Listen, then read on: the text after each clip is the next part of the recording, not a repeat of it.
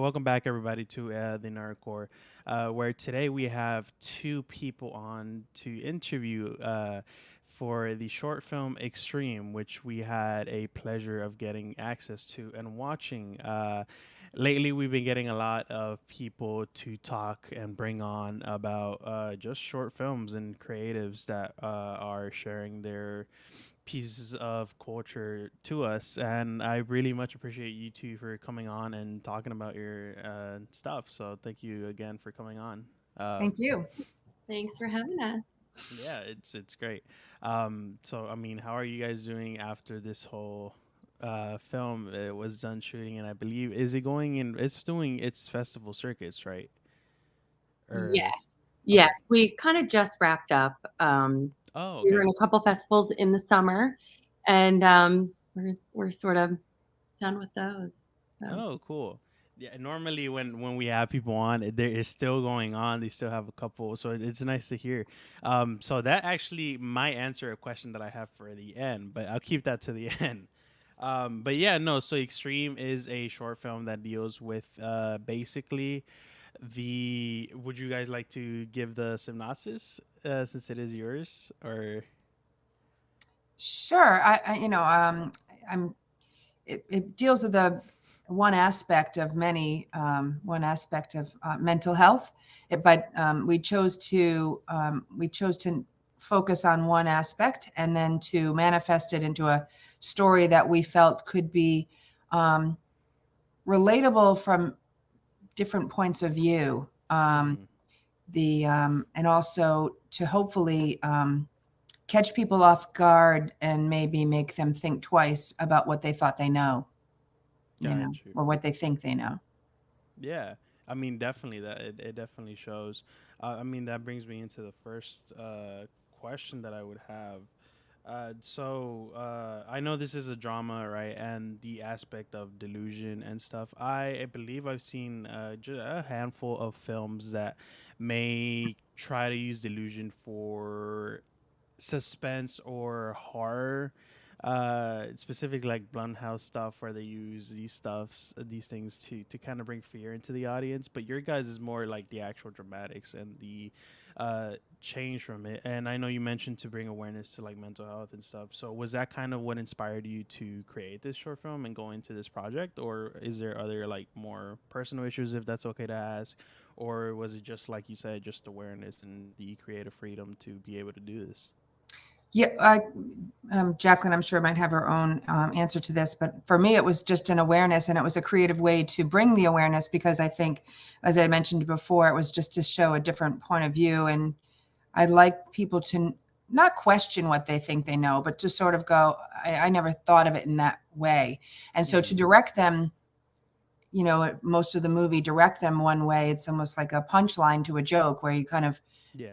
set them off kilter a little bit and go, oh, okay, I see what they did. And to really show the spectrum of this particular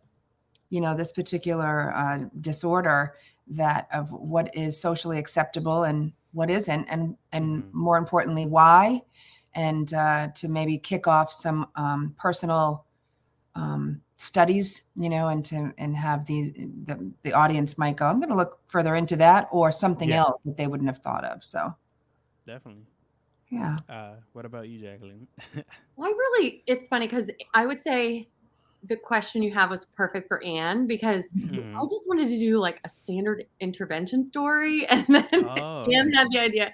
So initially, I was like, let's write something together because Hmm. Anne has been a mentor of mine, and she's so creative, and Cool. she's written some other things that are amazing, and I've been like begging her daily to like bring them out. Yeah. But so after reading some of her personal things that she's written, I was like, Anne, we have to write something together. And so I twisted her arm like hard enough. She's like, all right, what are you thinking? And I was like, well, what about like, because we knew we had a very, very small budget and it was like a Yes. small team.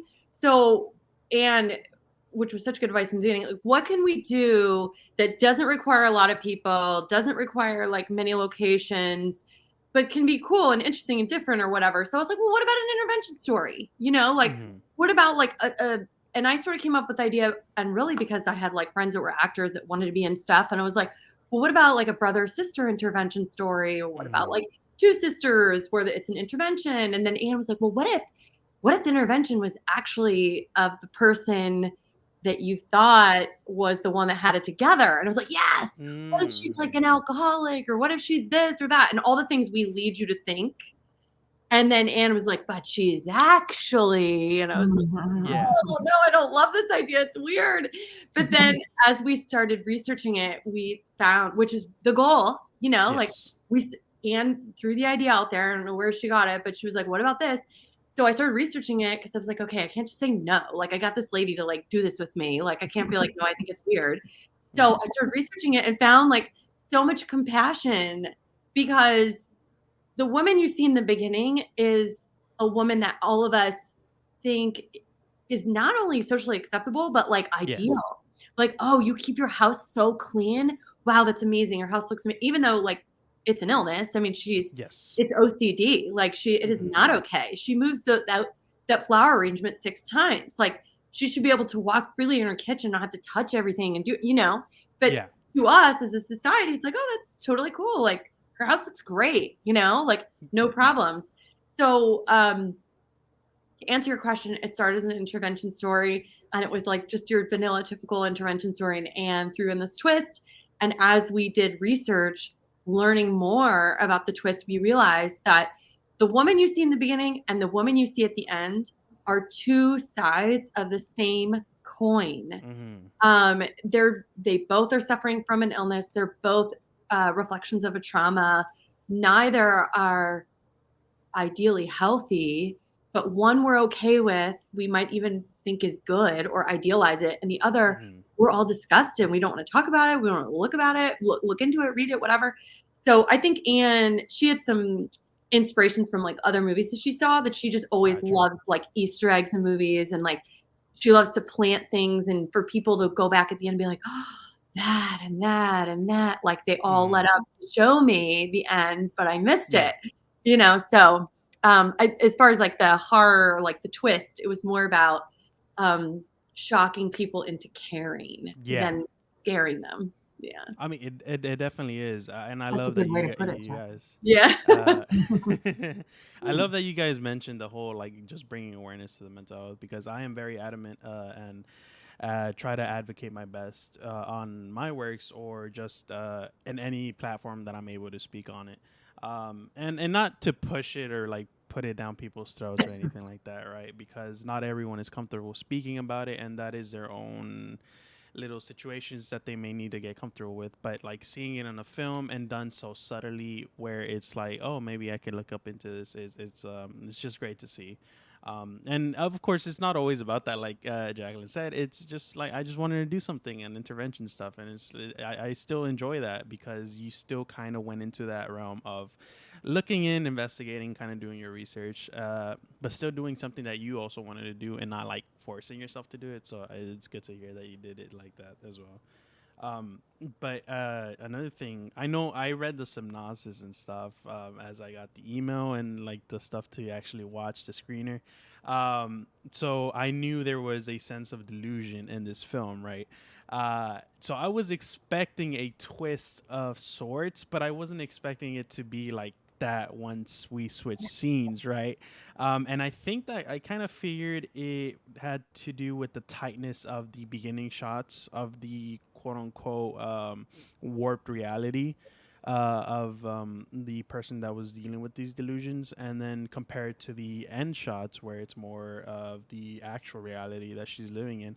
And I was wondering, did you guys plan those tight shots in post productions? Because I know, like you said, you were talking while you're writing it and stuff. So I was wondering, did you guys have like storyboards where you visualize your shots, or did you guys just kind of collaborate with your director of photography or cinematographer while on set, or like before set, to just figure out, okay, we want these tight shots, and it'll give that essence of like everything seems neat and stuff, but there's also this sense of like, why is it so close? It's kind of offsetting, and then at the end we reveal, oh, this is the reason why it was so close, and now we have a wider shot of the like rooms and what she's actually dealing with. So I don't know if you guys had storyboards or if it was just a thing of on set talking to the director of photography or cinematographer? Well, no storyboards, but not on set necessarily. But we, Okay. the DP and Jaclyn and I were on conversations just like this a lot. Mm-hmm.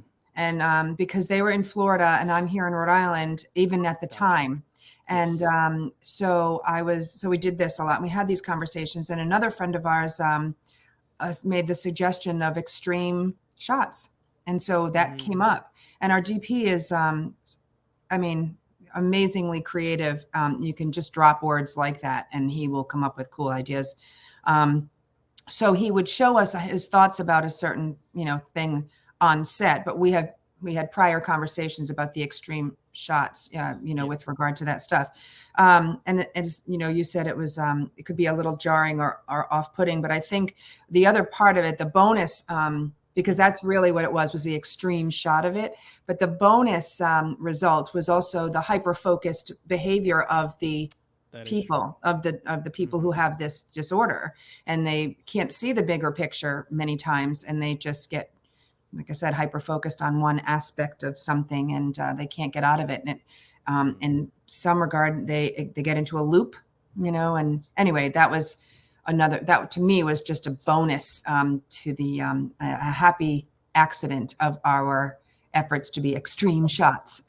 Got you. Now that you mention it, I can go back and see that just having it extremely focused, or her focusing on all the little Yeah, positioning and the little small movements, but they yeah. seem so. But even Yeah. at the end, if you think about it at the end, without giving all the answers away just yet, because hopefully people are still watching it, the Hmm.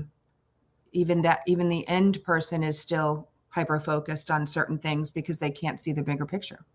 Yeah, definitely. So That there's still even that. comparing it with the end shot as as you were talking, those little small stuff, it does make a big difference with the wider shots that we got from the end. But I mean, those are basically my two more in-depth questions, and I guess I can finish it off with my lesser, more relaxed ones, which just deals with firstly the title sequence. I haven't seen a title sequence that is done not by graphics. And so you guys actually did it by hand, unless it was graphics, in which case your Yeah. digital effects were phenomenal.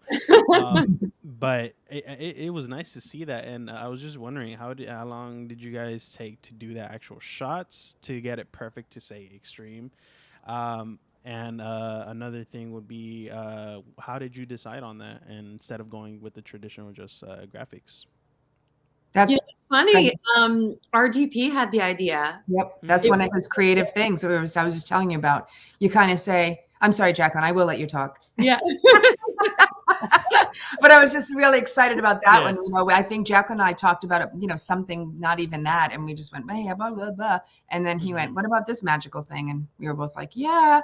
But Jacqueline and Britt is his name. They worked on it. So now I'll let you talk, Jacqueline. Well, there's a couple cool things that I think are really awesome about it. Okay. Well, number one, it was his idea. And then he would run with a lot of the ideas that we have. And even to like tie in the last question. So Anne has a lot of friends who like she was producing another movie at the time with a close friend of hers, and he kind of gave her this is her first time out directing. So he looked at it, read the script, gave us some feedback, and he sort of said, like, what about this extreme shot idea? And so Hmm. Anne definitely had some plans as far as like, oh, I would love like the phone conversation in the beginning. I would love if you only saw their mouths. But then the sister, you get to see her because this is reality. But Yes. then the woman, you don't see her because this is what it looks like to her. And we're gonna maintain what everything looks like to her until the end.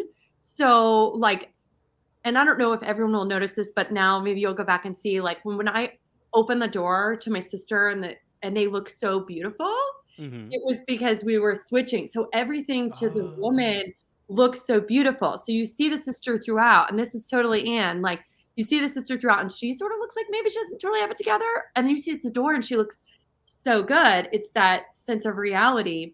Hmm. Um, so the DP, he had the idea of like putting this together. He thought it would be fun to do the initial phone conversation because I think we had it over Black, right, Anne? And they were going to bring the title in just like everyone does.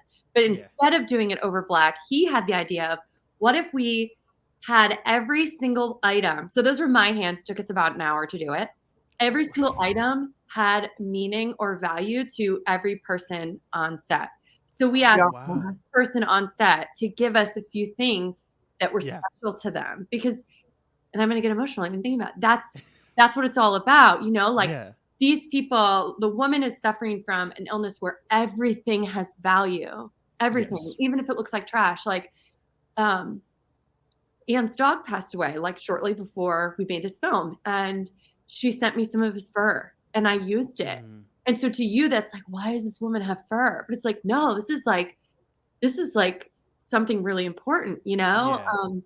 Britt had a guitar pick that was his grandfather's. He had the pocket knife was passed down in his family like 4 generations, you know, like Wow. I had a piece of jewelry that was my grandmother's. The sister in the movie, Kristen Walsh, gave us her grandmother's engagement ring. Like every item was really important. So I felt like I'm so glad you enjoyed it and that you thought it was different and beautiful, but it was also so special to each one of us. We Yeah. tried to incorporate, like the Chanel bottles were they were your mom's or your grandmother's, aunt? Like My mother's is my aunt. Yeah. Yep. Wow. everything was Yeah. everything in that extreme title meant something to somebody. And Yeah. that it was a part of our incredible. film. Yeah. And Yeah, that's that's and definitely then like even more and beautiful. Jaclyn said, like that's what exactly this is. And so you know, an old jar of mayonnaise in someone's house has meaning and a reason to Yeah. be there, and that's what that was supposed to represent. And yeah, I know it's its own movie. That whole title thing, it's its It own definitely movie. is. I'm Yeah, sorry about your dog, but at least he'll live in spirit through that title sequence, which is that's just our beautiful. hope. That was our hope. Yeah, it definitely was just beautiful. And now that you add Yeah, that value to it, yeah, it's like, wow, these guys they're gonna have something to remember. yeah. Um, for the rest of their lives, and it really is beautiful. And I just love that your DB brought it up because it just adds more value to the film. But I guess one last questions before I let you guys head out. So how long did it take you guys to organize the items that were at the end? So the clutter and mess, because I know it's supposed to look like it doesn't have a position, but I know being on set that everything technically does have a way to be set up, right? So how long did it take you guys to put up and take down? Like, Jaclyn. well, so it's funny that you say that because this was, Mm-hmm. I think it was one of Anne's ideas from the beginning. So I don't know if you noticed, the woman walks in a particular pattern throughout the whole movie. Mm-hmm. So like when she walks to the door to open the door, she zigzags because that's the pattern of the items at the end. So she walks that way because there's no other path to walk. Wow, I So have it not. took like not even just placing the item specifically, but they had to match the pattern of where she Mm-hmm. walks throughout the rest of the movie. Because when you look back, you'll see she doesn't walk anywhere where there's going to be things later. Yeah.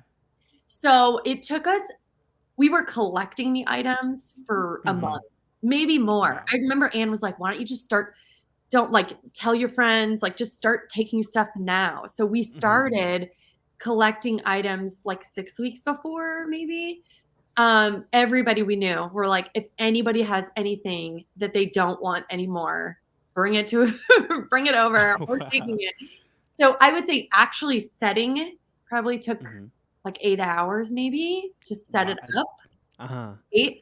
Well, I kept filling it in, and then Yeah. Anne was like, I think we're good. Like, right. Yeah, because I think, and to go back to the extreme shots, like that was one thing that we weren't going to be doing was this, you know, kind of, you know, panning of the room. We didn't need to do that because Britt had these other cool ideas, and we felt that when, you know, when talking to him about it and knowing what we had, he was able to, you know, we don't see beyond the screen, right? So we just Yeah. can imagine what's beyond the screen, and so he was able to pull that off.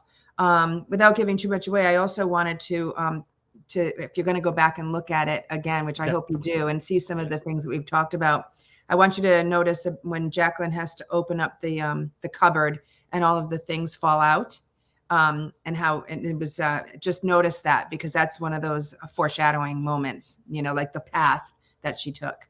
And I'll so definitely thinking have about my that Easter path and egg. thinking about the setup and everything, everything had to be thought all the way through, you know, so it Yeah. was, it was a great experience. First time out doing a lot of these things, and I'm glad I didn't have to think about it for a 2-hour film. Yeah, because Yeah, that one scene took like days. Well, it took like a day to set up, and then so I think it took longer to set up because we were so particular about where everything was. But taking it down, I mean, the only thing that was hard about taking it down was, so there was a local theater that was closing. They closed due to okay. COVID, and they had a ton of antique items. And I had just been in a play there. Actually, Anna had the idea, you should ask them if we could borrow some stuff, because we wanted like things that looked really like vintagey and cool and whatever. So the hardest part about taking it down was making sure that items like because some of the stuff we had Goodwill or not Goodwill, Vietnam veterans come pick up all the items that we didn't want the Monday after the shoot, but we didn't want like the theater stuff to like go out to trash. Oh, okay. Get So confused. I had to like I was like, I knew what came from the theater and pulled that, and then everybody like cleared out everything else. Oh, okay. I Yeah. mean, it's funny. Yeah, I wanted to. I thought there was gonna be like say, oh, it was only like a week's work, but hearing that it's like 6 weeks to gather and then like the 8 or so hours to put Yeah. it up, and There was it's so much, so lovely. many layered things to it. Jaclyn's dress, she ended up buying 2 of them, one for the end. I mean, one for the most of it, one for the end.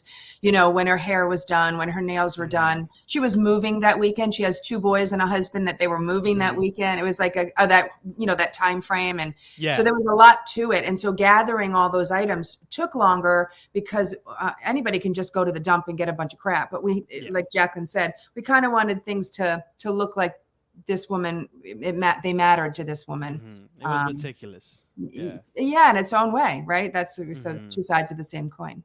And we also did the same idea of planting items that meant things to people. So all the items that were in the extreme title were somewhere in there. So if you go back, you can see them. Like you have to know where they are. Like, but they're there. Like the every item is planted. They're like little Easter eggs. Cool. Yeah.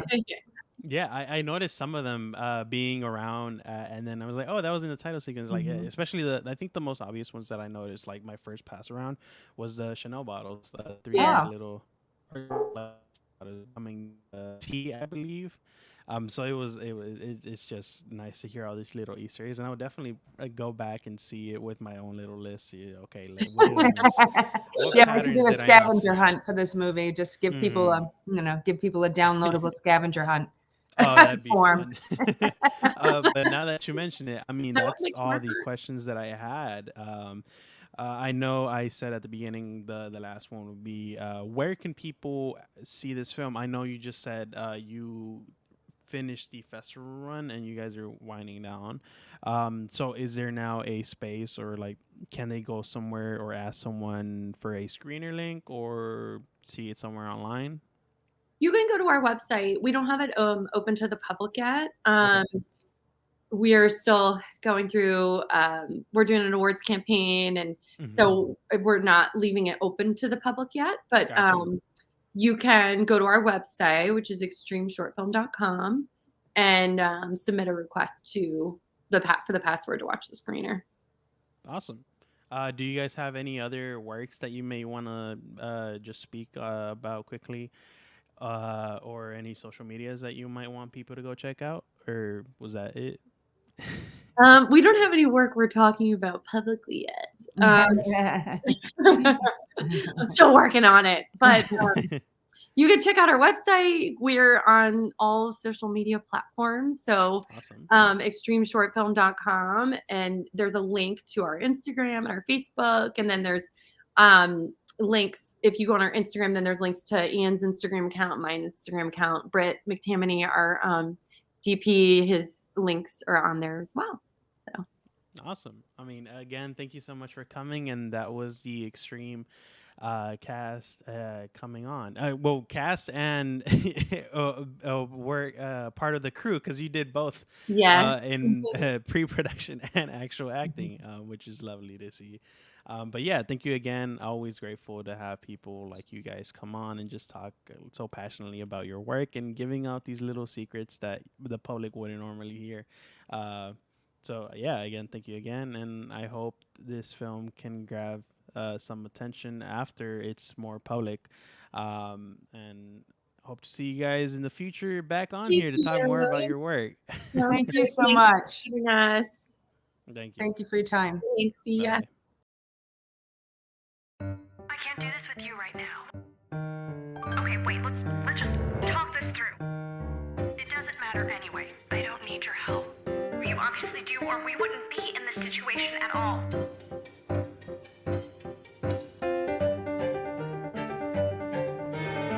I am coming over. She blew up on me. Well, we have to do it at some point. It's becoming a safety issue. A safety issue? That's ridiculous. It is not your house. I'm coming over, and we'll get it ready together. I am coming over.